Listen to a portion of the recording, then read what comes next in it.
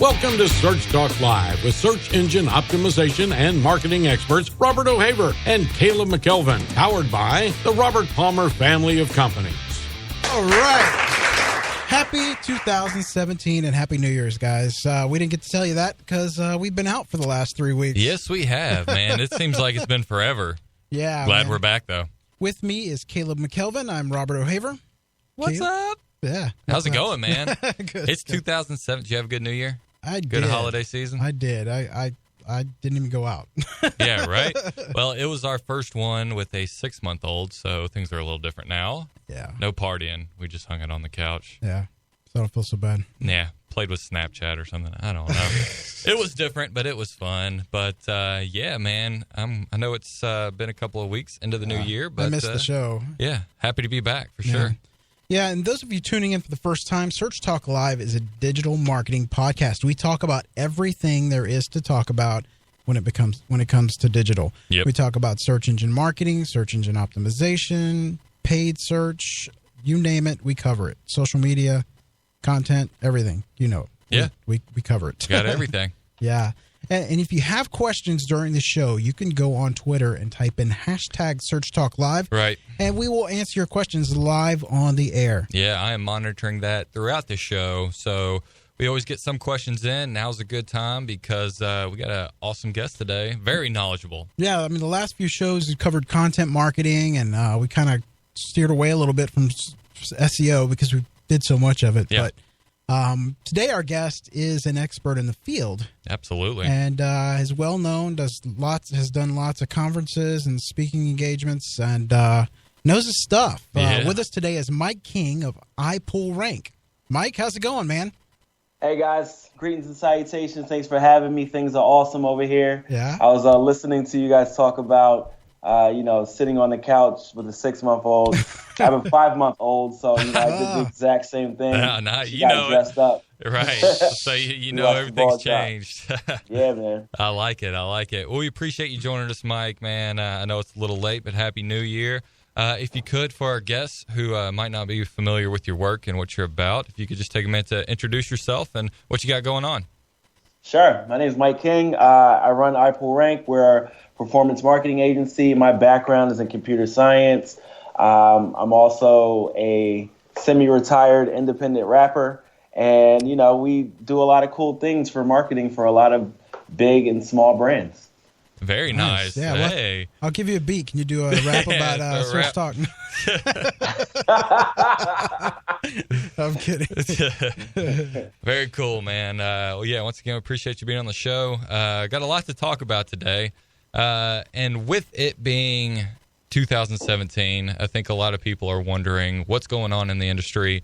Of course, they always like to ask the questions, what's coming up? What do I need to be looking for? So I think those are some big things we need to cover today. Yeah. Sure. Sounds good to me. Awesome.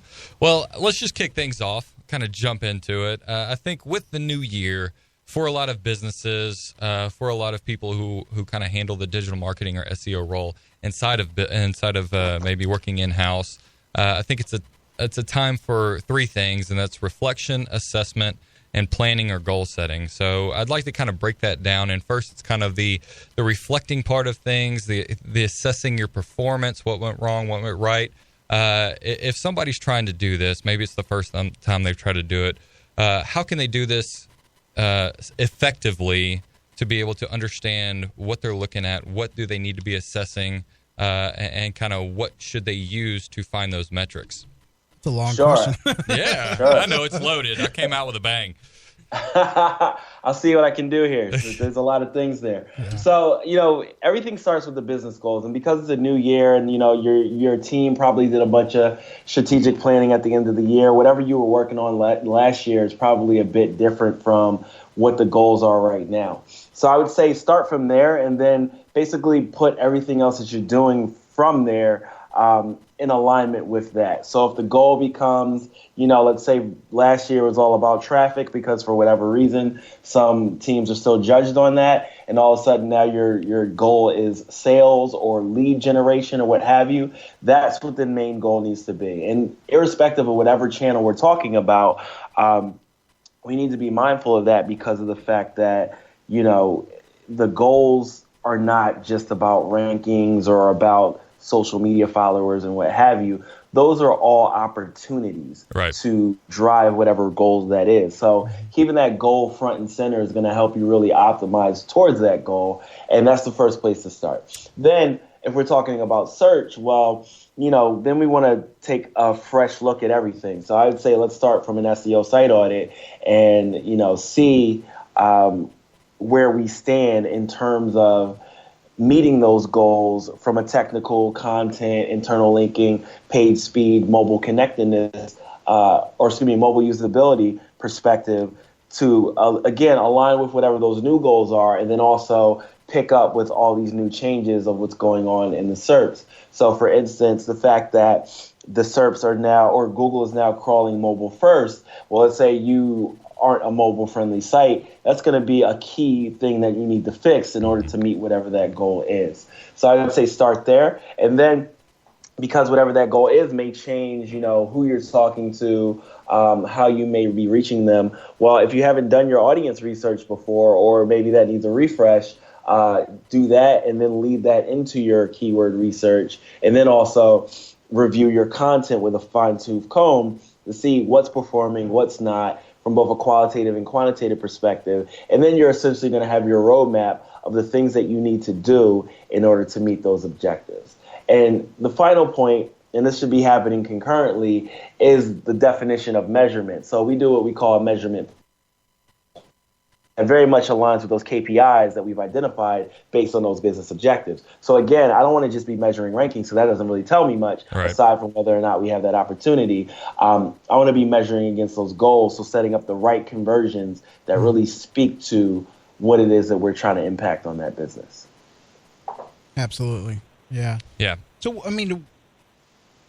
looking at, last year we had the new Penguin update come out and automated and everything. Are you seeing anything since that came out that's been like a big red flag?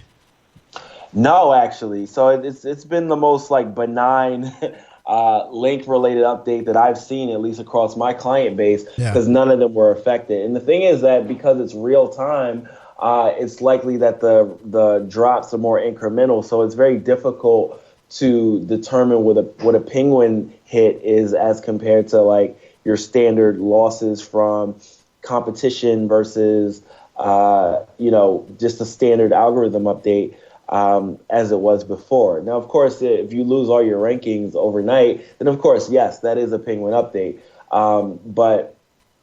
Or it could be a Penguin update. But in this case, it hasn't been anything dramatic that I've seen since that real-time Penguin rollout. Yeah, I haven't even heard. There wasn't a lot of buzz about it.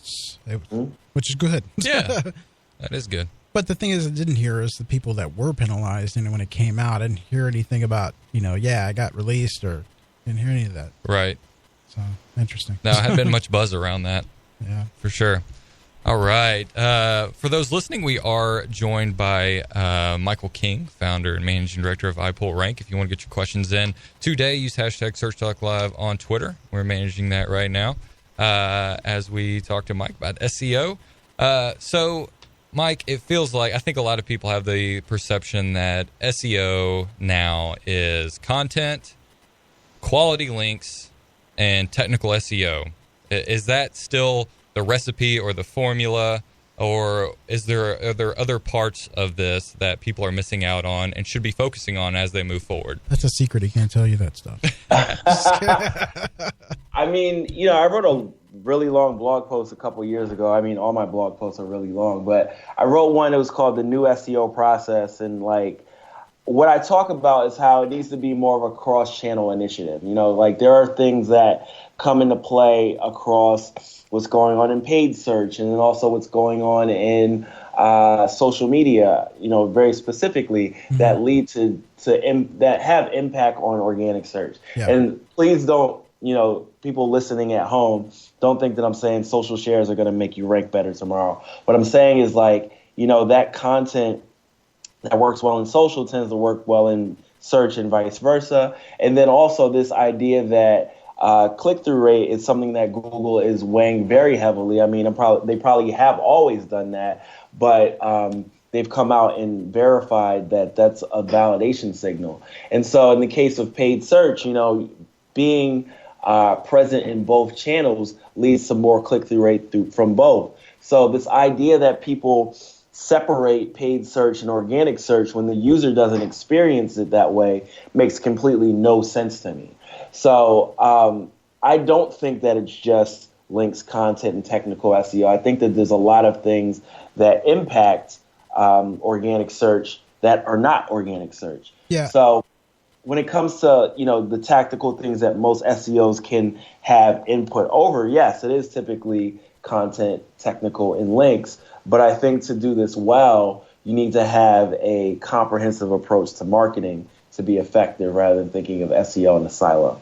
Yeah. And, I got to get this right because I know he's listening, but Gary Ilias from Google was mentioning, it's possible in the future that, off of citations and, mentions, not citations, but mentions of your brand and stuff like that are all going to be, that possibly could be signals as helping your site rank. I hope I got that. Yeah. And so this whole citation idea, I think this is why there's so many tools out there for it now. There was something in patents that mentioned this before. And that's why, like, for instance, Moz has the Fresh Web Explorer, so on and so forth. There's definitely some value there, but I don't think that it supplants, the other things that we work on. Like if you said to me, hey, do we want to go look at brand mentions versus looking at, on-page content and links and such, I'd be like, no, that's a waste of my time in comparison to those other things. So I wouldn't prioritize that over anything really. Yeah. But if in the future it becomes a bigger signal, then of course we're all going to shift towards using that brand mention stuff. Yeah. Even for this show, it comes natural. It's not like, going out and link building or anything. It's people writing stories about you or shows and, and that type of thing. That comes natural. I think it would be a great signal. Yeah. And, I think that people, they kind of, like, when they think of link building in this silo, it's just not going to be an effective thing. Mm-hmm. Sorry about that. Someone is calling me. I'm trying to make it stop. You're good. I'm just going to unplug the phone because I don't know how to work it. Stand by.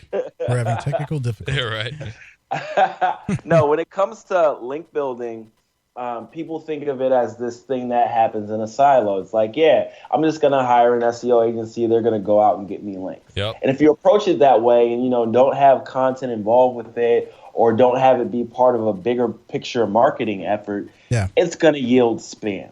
Mm-hmm.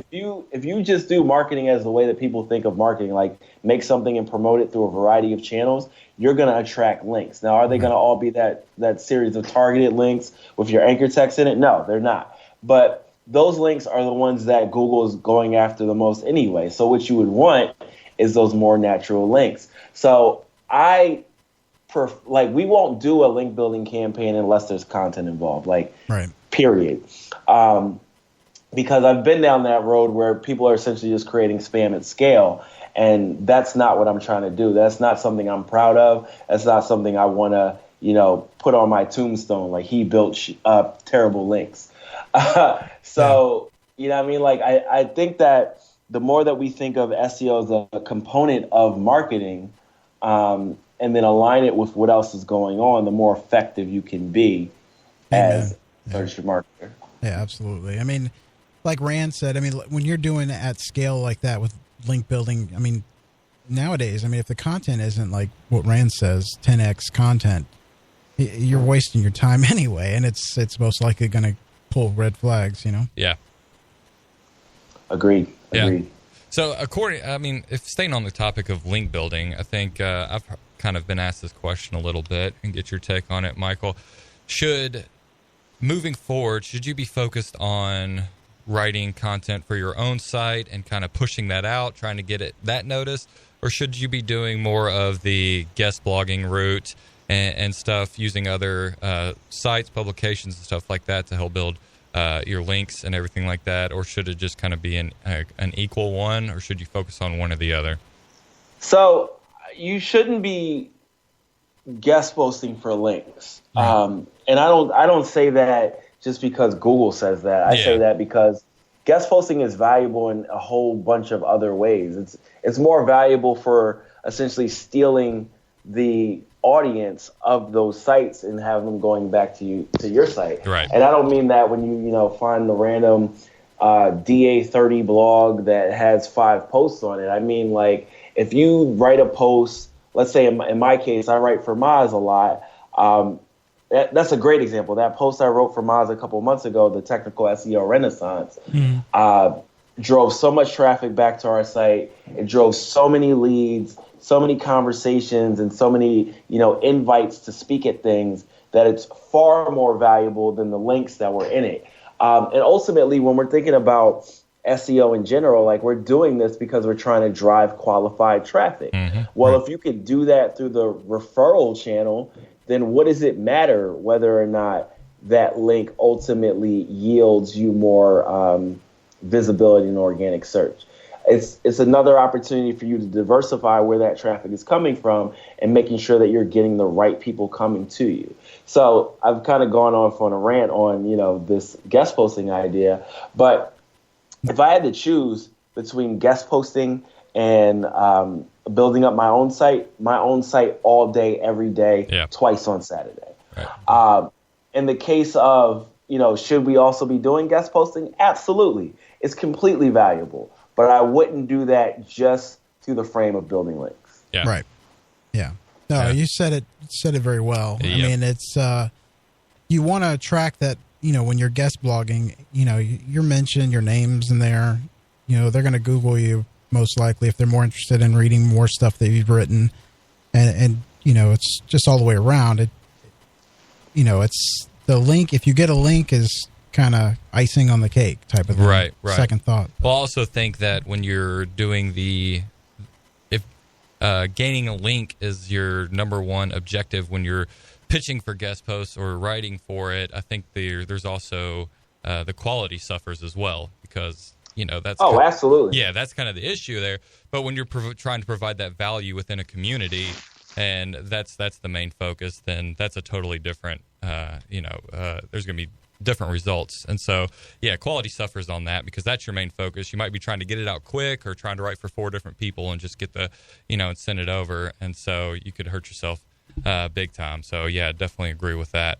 One more thought on that real quick. Yeah. So and I think this one is actually really compelling because when I worked at an organization that primarily did link building, we had a team of folks, I want to say like 90 people that were building links. And then we had my team that was doing marketing for that organization. And we had 10 people on my team. And so the team of 90 was like, that's pretty much all I did was build links, right? Right. They were able to build, within the space of a year, they were able to build 3,000 links. In our case, our 10 people just focusing on content, never doing outreach a single time, we built 11,000 links. Ooh, wow. So it just goes to tell you that, like, focusing on content, promoting it effectively, engaging with that audience is going to yield way more links than, doing outreach. Right. I think people see that as it's always the road less traveled, though, it seems like, because it's difficult. It's extremely difficult to do that. I don't think people really want to invest the time or know how to, and so kind of take the shortcut. But that's a huge statistic. Yeah, we just got Mike, we just got a question on Twitter. It says, hey, Mike, do you think Google is correct with the mobile first index, even though it does not apply to B&B sites? I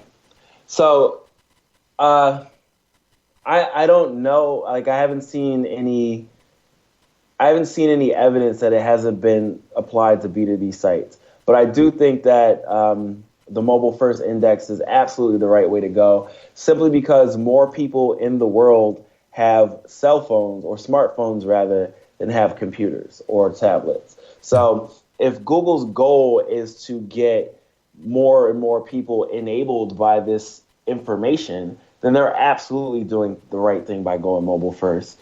And their general push to have, more and more people make mobile first sites, again, is a better thing for the world, just from the fact that, like, so many developing countries, their only access to the internet is on a mobile device. Yeah, and I mean, I would have to say that there is no segregation there. I mean, if it's B2B, I mean, Google looks at it, you know, it indexes those the same as any other site. Yeah. Right. Yeah, absolutely. Well, if you're just tuning in, we are joined with our special guest, Michael King, founder and managing director at iPullRank. Search Talk Live is sponsored by the Robert Palmer family of companies. You can go to robertpalmercompanies.com, check out everything that they have to offer. A lot of cool stuff, include mortgages, stuff for real estate, anything you can dream. A lot of cool stuff to check out. So go to robertpalmercompanies.com. If you'd like to get your questions on the show, just like the last gentleman, you can do so. Hashtag Search Talk Live on Twitter, and we'll get them in on air as we can. So, yeah, go to Twitter. Do that. I think we got a couple more. Did we? Let's see here. Actually, we do have one come in. Let me pull it up here. Let's see here. It says, they ask, are there any changes outside of news publications as it's pertaining to AMP? And are there any changes coming in 2017 we should be focusing on? Yeah, that's a great question. AMP, despite the fact that I despise it, is something you can't ignore at this point. Yeah. And, you know, the thing is, like, it's already been beyond just media sites or publisher sites. It's essentially any site that is static is a good opportunity for using AMP. And so the one thing I want to say about AMP, irrespective of what's in the roadmap, because they do publish the roadmap, and it seems like they've been pretty good at sticking to it, which is very different for Google. But what I wanted to say is that it's very interesting. There's a gentleman, I can't remember his name. I think it's Paul something. He's like the product owner of AMP at Google. And he has this blog where he talks about, you know, kind of the reactions that the SEO world has had to AMP. And one of my criticisms of AMP is that, you know, if you're a good developer, you can actually make your site AMP without AMP. The difficulty that he brought up was that, you know, they can't verify that your site is as fast as AMP. Right. And I was thinking about that. I'm like, but that doesn't make sense because Google has all these measures of speed. And I guess what they're saying with that is, you know, despite the fact that your site may be faster, it may not be faster for everyone. Whereas if you go AMP, it is faster for everyone. The other issue is that this guy brings up, or even if you look at his site or the ampproject.org site, is that both of those sites are in what we call canonical AMP. So, and he says this specifically that Google doesn't want you to have these paired sites like the way that everybody is implementing AMP, where you have 2 URLs for every page. Mm-hmm. You know, they learned from the M.dot fiasco, I guess you'd call it, that, you know, this isn't the way to maintain things because it's very difficult to maintain. So at some point, I suspect that once the spec has matured enough, they're going to try and make a push for canonical AMP sites. And to some degree, it's also kind of unrealistic because of the fact that, you know, so many sites are so ingrained in whatever their tech stack is and the way their code is written. But in the meantime, there's an opportunity for those sites that can actually make that switch in the short term. So if you're a small site that's pretty static, you know, a few hundred pages or whatever, and you're just changing the template to AMP, that's a good opportunity for you to be leapfrogging your competitors in the short term. And then one more thought on AMP is that a few months back, if you have a profile for your analytics that was specific to AMP, you would have seen a huge jump in traffic for about 4 days. We saw that across a number of clients, specifically in the media space. But I think that was Google testing out that mobile index for the first time. Yeah. And so the implication is that, you know, they're going to show preferential treatment to AMP. So you can't avoid it. If you have the opportunity to make that switch, I would encourage you to do so, at least until they figure out a way to give parity to sites that are as fast as an AMP implementation. Yeah. And we have a couple more questions from the same guy, John McCarthy. Thank you for listening and participating in the show. Now, this means that most B&B traffic is desktop, not mobile. So I guess what he's saying is, why should he go mobile if most of his traffic is, desktop? Yeah.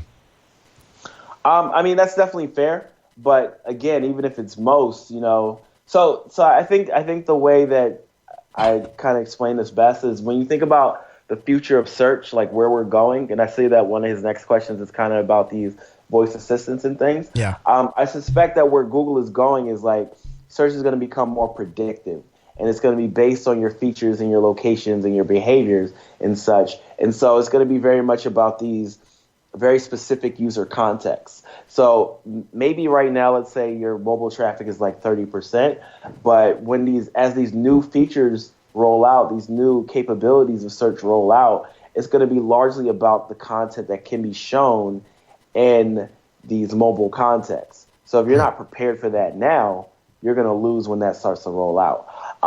But even so, even if you're B2B, there are definitely situations where people are in meetings and they're like, oh, well, let me look up this site for this thing that we're talking about in this meeting. Like there's always a context where mobile is valuable and there's no reason to not account for it. The other thing, too, is they could be missing out on the mobile traffic simply because their site is not mobile. Right. Also true. Yeah. And then his other question was, what are your strategies for optimizing voice search? Like Echo, Google Home, that type of thing. Yeah, so the thing about voice search is that there's only one answer. So it's a lot harder to be there. In the case of Google Home, which is the one that you can truly optimize for, those answers are always the featured snippets. Mm-hmm. So getting the featured snippets, it's not an exact science right now, but it really comes down to how you structure your pages. If you're using the explicit keywords, schema. Schema. Well, it's not even really schema as much, Well, no, that's not true. There's definitely feature snippets that are powered by schema, but I'm talking about specifically the ones that are, the paragraph snippets, the table snippets, the bulleted list snippets. Mm-hmm. Those really just come down to the standard HTML that's very easy for Google to extract. So there's a great post on Built Visible about how to do this, where Richard Baxter has done this a number of times. Mm-hmm. We've done it for a couple of clients. Rob Bucci at Stat has done some great research at large scale on this as well. But the bottom line is as vocal search stands right now, it's all about being in those featured snippets and getting that result. That position 0 result is how you actually get there to be that answer. Very good. Got any other questions over there, Caleb? Let's see. None through Twitter yet. Remember, if you want to get your questions in, you can hashtag Search Talk Live, or you can email us that as well. Caleb at Search Talk Live, Robert at Search Talk Live. Let's talk about probably one of my favorite areas of SEO, and that's local SEO. It seems like there's always, lately, there's been a lot happening in that, some changes, and it seems to be a main focus. As we move through 2017, can local businesses enhance their reach, grow their brand, and ultimately get people in their doors? What can they be doing as far as their online reach and SEO goes? Yeah, I mean, I don't know. There's definitely been nuances in that space that have changed, a lot in the last couple of years. But I don't. If I'm a business, to me, it's not so much about hacks and citations and things like that. Yeah. It's still about the content, and also, making that content hyper local and using your local community as ways to get yourself out there and create things that people in that area share and link to. So, of course, cover your bases, set up your Google My Business profile, get your citations, make sure you have your local or your location landing pages that have parity with what Google is showing and such.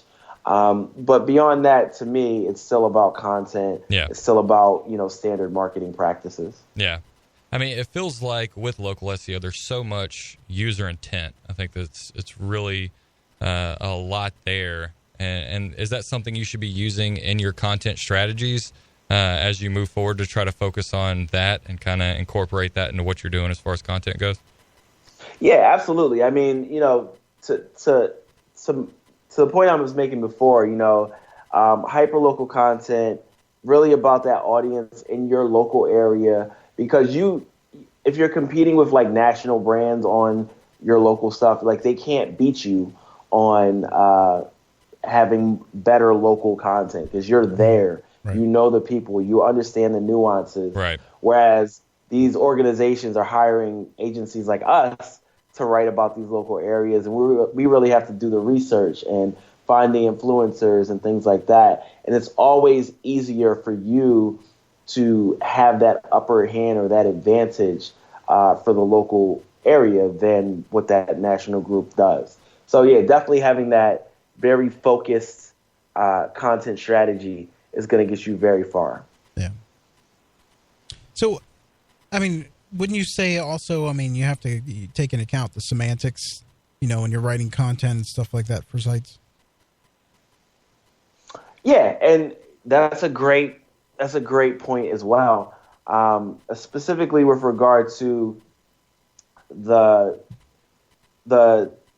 changes in search. So what I mean by that is, the fact that Google's natural language processing understanding has increased or enhanced pretty dramatically in the last few years. If you look at things like Hummingbird, where synonymy is not a problem for them at all. So when you're doing your keyword research, you have to tie it back to entity understanding as well, rather than just the keywords themselves. So, clustering these keywords around ideas and then using those to write more natural content and have it speak more specifically to the ideas that these users are searching for. Mm-hmm. So, for the industry as a whole, this has kind of been a dramatic departure. But for us, because we've done what I call persona-driven keyword research and have done it that way, as long as this company has existed, it's not much different from what we've been doing before, where it's really about clustering keywords and making the most out of them. Excellent. Now, what would you say, what's your outlook for 2017? I mean, as far as SEO, what do you see becoming more and more prevalent? So what we're going to see become more prevalent is this assistant thing and them being more predictive. So, where Google is, I mean, we've all heard Google say that they want to build a Star Trek computer. Like, that thing is real at this point, like it's happening. Yeah, I have it in my house, it's probably listening to me at times where I don't want it to. Yeah. And it's probably learning. But the bottom line is, like, they have all the tech required to do it.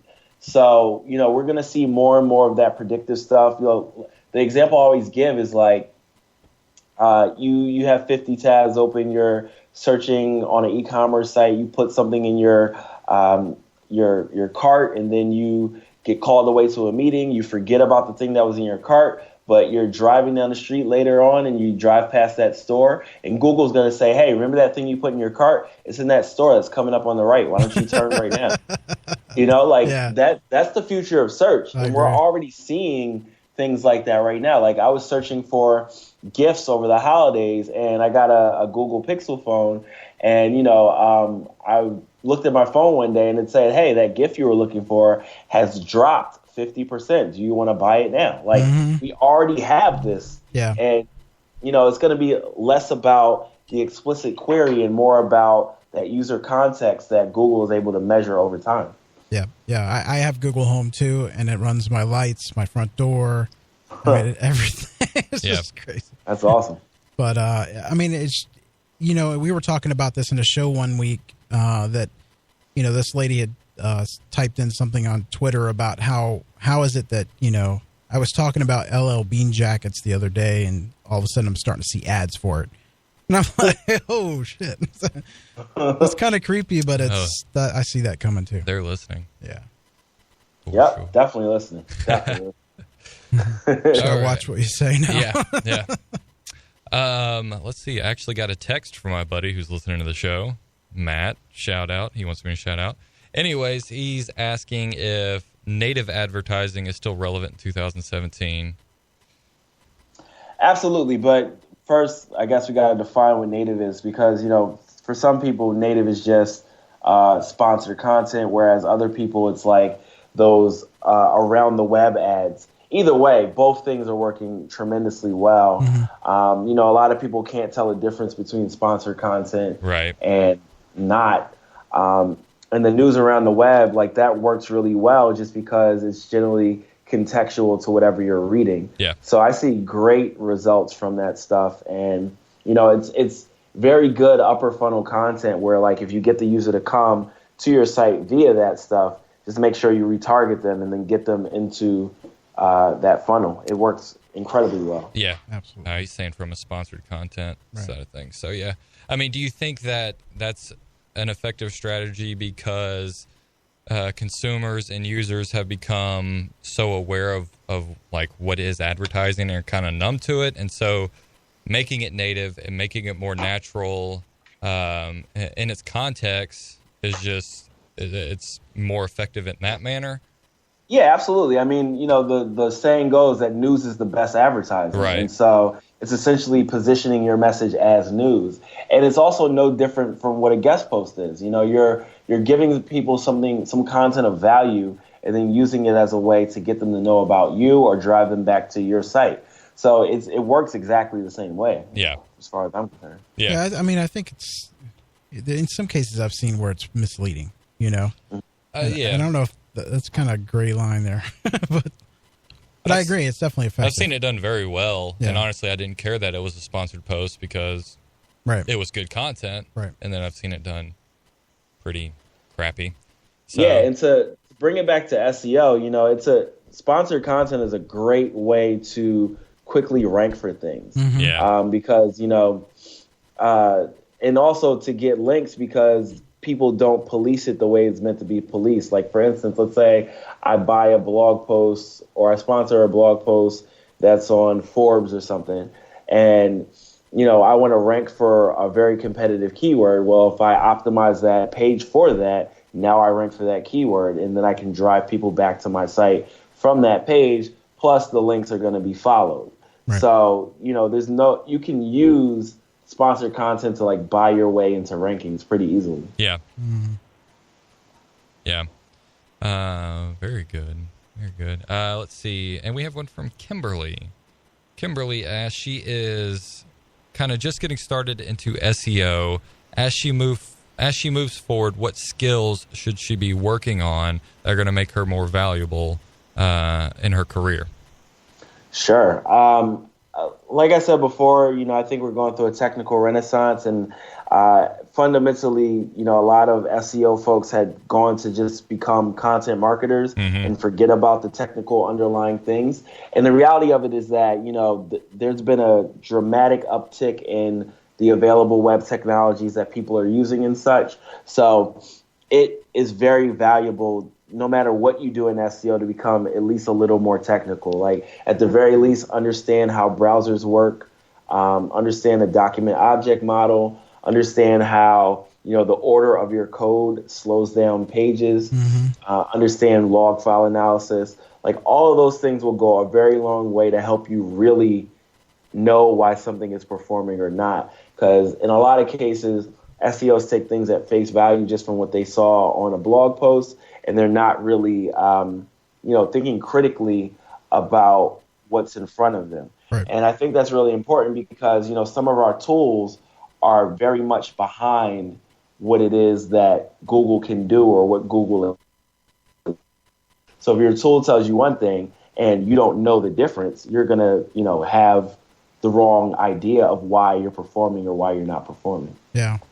I'd also like to add to that. I mean, just knowing your basics of HTML and CSS, that type of thing.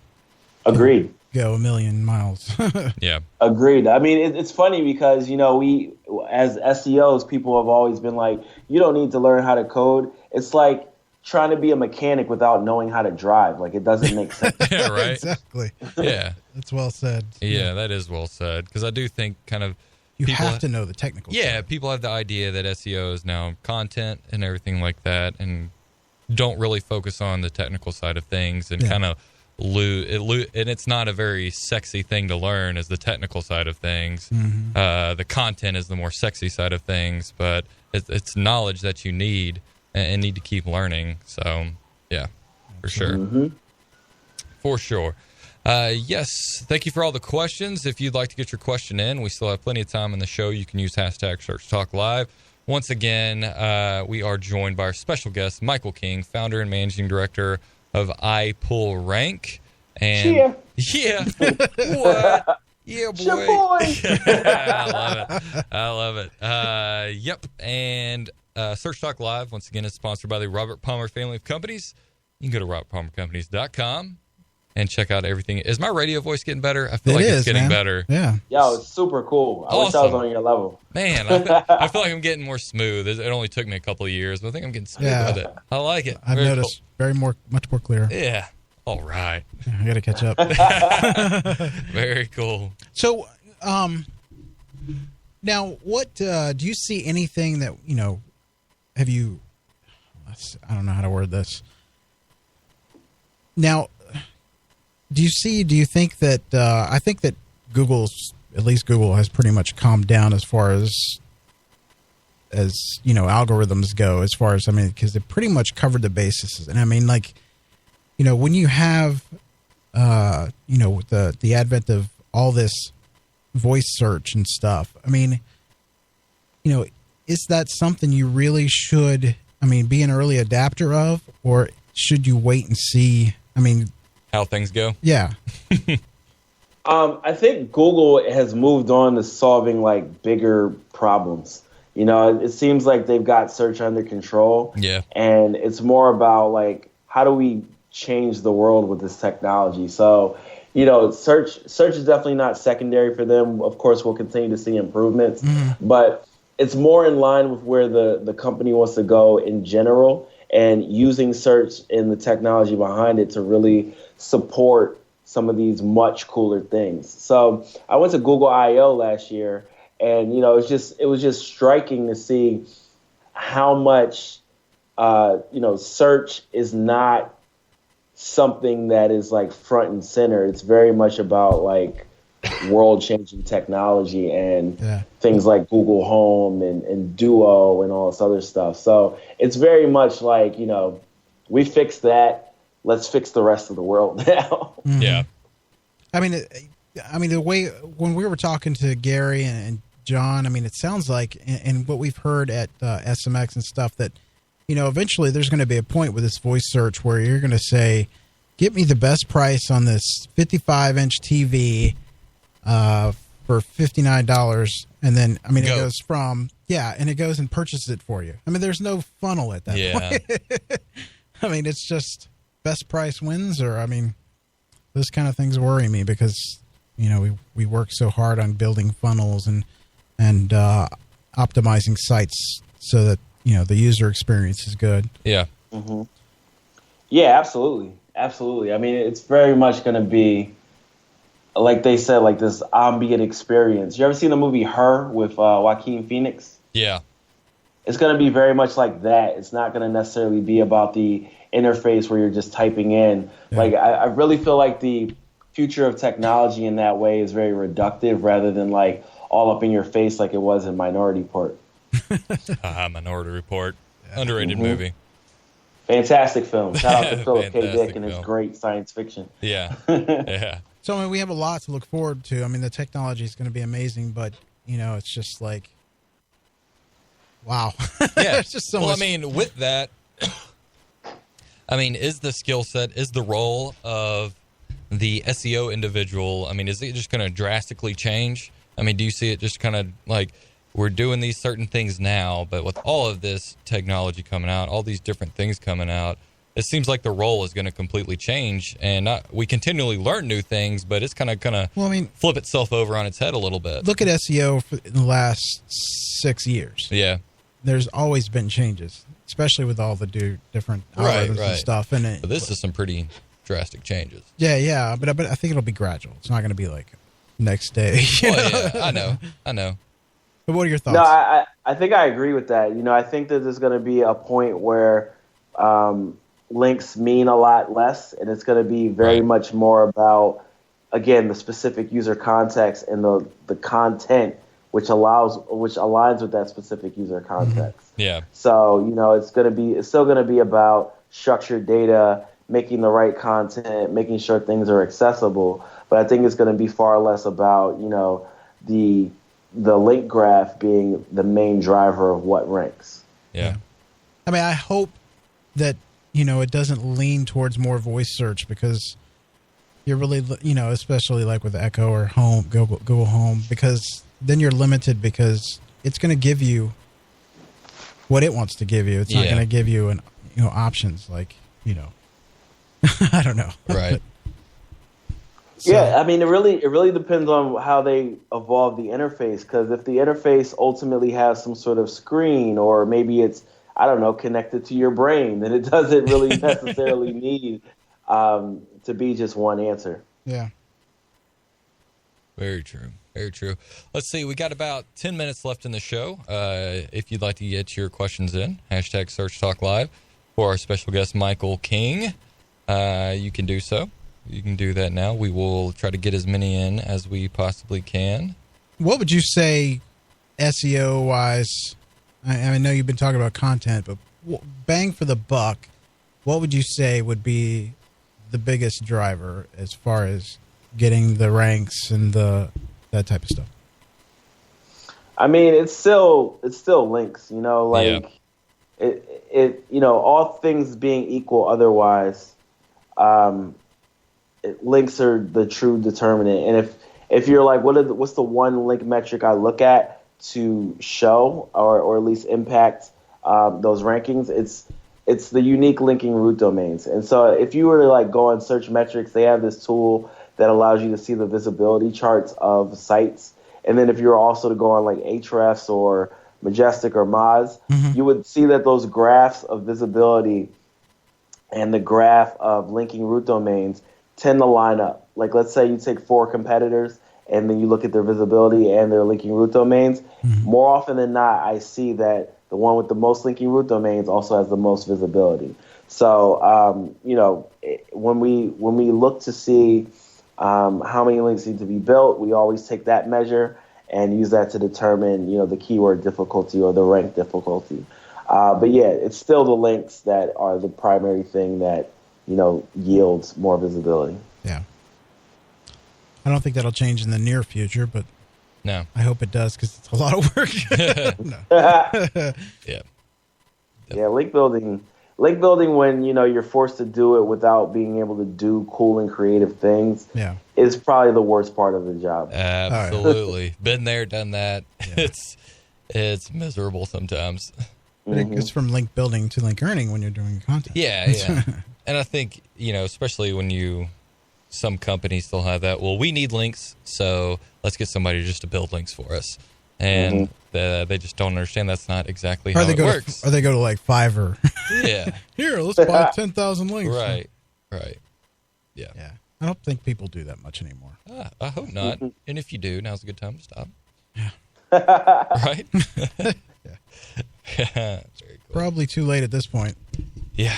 With live updates. But. Yeah, right. All right, let's see here. Trying to see if we got any more listener questions before we get to closing out the show. Don't see anything. Not yet. Well, we do have one, and I think you kind of touched on this a little bit, Michael. They are asking, is social media ever going to have a bigger impact on SEO? Well, it already does have a pretty tremendous impact. It's just not in the way that we think. Yeah. So one of the things that we've noticed in all the log file analysis that we've been doing as of late, one of the axioms of SEO is that the sections of the sites with the most external links are the ones that are going to get the most crawling activity from the bots and such.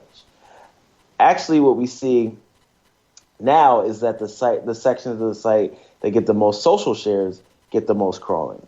And, the more that they crawl, the more likely that they think you're valuable, the more likely they surface you for things like feature snippets or Google News or what have you. So that's where social's impact is, because of course Google says, correlation isn't causation. We're not using social signals directly, but they are using it as a way to determine what they need to crawl. Yeah. Yeah. Makes sense. Yep. It definitely does. It's just all about that content Yeah. and quality. Get it. Very So cool. are you doing any events here soon? Yeah, I got a pretty stacked schedule. I'm doing Search Love San Diego. I do this conference series called Digital Summit, and they do all kind of secondary markets. So I know this year they're doing Miami for the first time. And yeah, I'll be all over, as usual. Right. I'm doing this thing called Digital Book World here in New York next week, actually. So yeah, I'll be a lot of places. Wow. Getting a lot of traveling, huh? Yeah, I mean, I'm typically doing at least 125,000 miles in travel every year. Wow. Ooh, boy. Yeah, but I mean, like I said, I just had a baby, so I'm trying to do a little less. Yeah, you're going to have to cut that out, man. Yeah, I understand that. Yeah, my daughter's too awesome to be away from home as much. Right. Aw. I like it. Yeah. Very nice. Very nice. So you're going to teach her the biz? Oh, yeah, I have a book called Coding for Kids on the shelf whenever she's ready. Nice. Hey, there you go. I like it. But she can do whatever she wants. I would prefer if she was an astronaut, though. Yeah, right. There you go. I hear you. President. Yeah. Very Yeah. cool. Alrighty. All right. I don't think we have any more questions. Anything you want to end off with? I mean, Yeah, I mean, irrespective of search, I think this is a good time for marketers to really be thinking about the applications of machine learning, because there's a lot of opportunity there. We're doing a lot of that stuff with our clients. So as a result, I'm working on a machine learning guide for marketers. So one, they can better understand it, and two, just understand the use cases of it. So it can really speed up what they're doing. When it comes to things like keyword research, there's a lot of opportunity there. Also, of course, predictive analytics and marketing automation. There's just so much cool, nerdy stuff you can do with machine learning. And I feel like a lot of marketers are missing out because they think it's this like esoteric thing. Right. So, that's one of my key platforms. And what I'm speaking about this year is like how marketers can actually do machine learning right now. very cool. Very nice. Yeah, I'd love to hear about Yeah. that. Love to see that guide. Yeah, definitely. Yeah. Coming soon. Sweet. Are you have most of your stuff's on your blog? Yeah, absolutely. A lot at iPullRank.com/blog. In fact, speaking to this idea of machine learning, we've got a post that just went up from our research analyst, Vicky, about clustering and classification of keywords and how you can do it, programmatically. So there's a lot of cool things that we're just going to keep rolling out. Very cool. I like it. So you're not just into SEO. You cover the gambit pretty much like us, huh? Yeah, absolutely. I mean, honestly, if I just had to do SEO, I'd be pretty bored at this point. If it was up to me, I would never do another SEO site audit as long as I live. But there's definitely value in it. But we do far more than just SEO. We do a lot of audience research, a lot of marketing automation work, a lot of content strategy, not just content marketing. So we have a varied amount of things that we do. Very cool. And they can catch you on Twitter at iPullRank. Yeah. Or at iPullRank. Yeah. Very cool. And then the website is the same? Absolutely. iPullRank.com. Very cool. Awesome. Yeah, awesome. go check out his blog, read up on some of the stuff he's written. And, you said you write on Moz as well? Yep. Right on Moz, I write for Search Engine Land. Hopefully after this Digital Book World conference, I'll have a book deal. We'll see. Fingers crossed. All right. So, Well, keep us in the loop on that one for sure. Yeah, No doubt. Yeah, so thank you so much for being on the show. Yes. It's been really informative. I think our listeners got a lot. We had a lot of questions come through, which is great. Awesome first show of the year. Yeah, right? I'm pumped. Yeah, and I hope you guys will tune in next week, too. But what were you going to say? I'm sorry. No, I was just going to say thanks for having me. This has been awesome. I'm excited to have been the first for the year, helping you set the year off right. Definitely. And, we can only get better from here. Yeah, man. Hopefully we can come back and talk some machine learning stuff. I didn't realize you were into that. Absolutely. I'm such a super nerd about that stuff. Awesome. It's so fun. Yeah. Well, thanks a lot, man. Yeah, thanks again. Those of you that are listening to the show, I want to make sure that you tune in next week because we have another guest. Zeph Snap. Zeph Snap. Of Altura Interactive. And we're going to be talking about setting up website, social media presence for multilingual marketing, which is a rare one. We haven't covered anything like that. No, but today's show was awesome. We really appreciate Mike joining us to talk about really SEO digital marketing and moving into 2017. If you missed any part of today's show, then you missed some good stuff. And so you can go on searchtalklive.com, check out previous shows once we are up here in about 2 to 3 minutes, and check out the full show. We'll also be tweeting it out, as we always do right after the show. And you can check us out, download it on iTunes, check it out on Spreaker.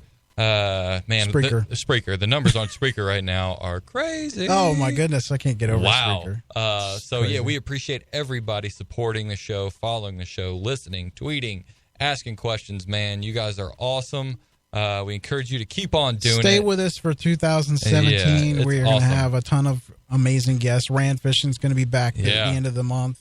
Man, this show got me pumped up for 2017, though, man. Yeah. This set the tone for the year. I love it. Thanks again, Michael. Yeah, we got Casey McGee coming back. We've got a whole ton of just excellent people. We got some people from PubCon. We've got Michael Stricker's coming back. Keith Good. Yep. We have Gary Elias coming back from Google. Just a whole host of people that I haven't updated the site completely yet, but we're doing it. Yeah, tons of stuff. We're doing it. Be sure and go to our website, not only to listen to past shows, but sign up for our newsletter. Yeah. Because we send that out once a week, and we let everyone know, hey, this is what's coming up, and, kind of as a reminder, follow us on Spreaker. I recommend you doing that because that sends out the live tweet or live message when we go live. Right. So you can catch us right from the beginning. And definitely hit us up on Twitter at Search Talk Live. We're always tweeting out the latest information of what's going on. We got a lot going on in 2017. Yeah, we're going to start transcribing our shows. Yes, we will. We'll be transcribing shows. Written out on each page. Creating blog posts out of there. Creating a bunch of guides and stuff for every type of digital marketing, from SEO to social media, keyword research, everything of that nature. We've had so much good content on the show. Oh, man. Now we're going to put it all together for you so you can check it out anytime you want. Yeah, and you can, go to the homepage of searchtalklive.com and it'll show you what's coming up. I've been updating it today. I have some more to add to it, but it's all the way booked out to April. Which is amazing. Which is awesome. And you can see some of the previous guests. You can listen to some of the shows that we've done. We've got, 64 shows now. We're over a year now doing the show. And also, please, if you, during the week when we're, the show's off, send us an email if you have questions. Yeah. Because we'll take your questions either from, the hashtag Search Talk Live on Twitter, or we'll do it from an email and just, we'll answer it on the show, the next show. Absolutely. And we cover the gambit on the topics. So, you can pretty much ask anything. We'll either ask the guest or we'll answer it ourselves. Yep. Yeah. All right. Very cool, man. It's been another great show, guys. Great show. I am psyched about 2017. It's got to be better than 16. Hey, and let's go Steelers. Steelers big game on Sunday. Yep. Let's go. We appreciate y'all listening and tuning in. See you next week. See you next week. Have a good one. Bye-bye.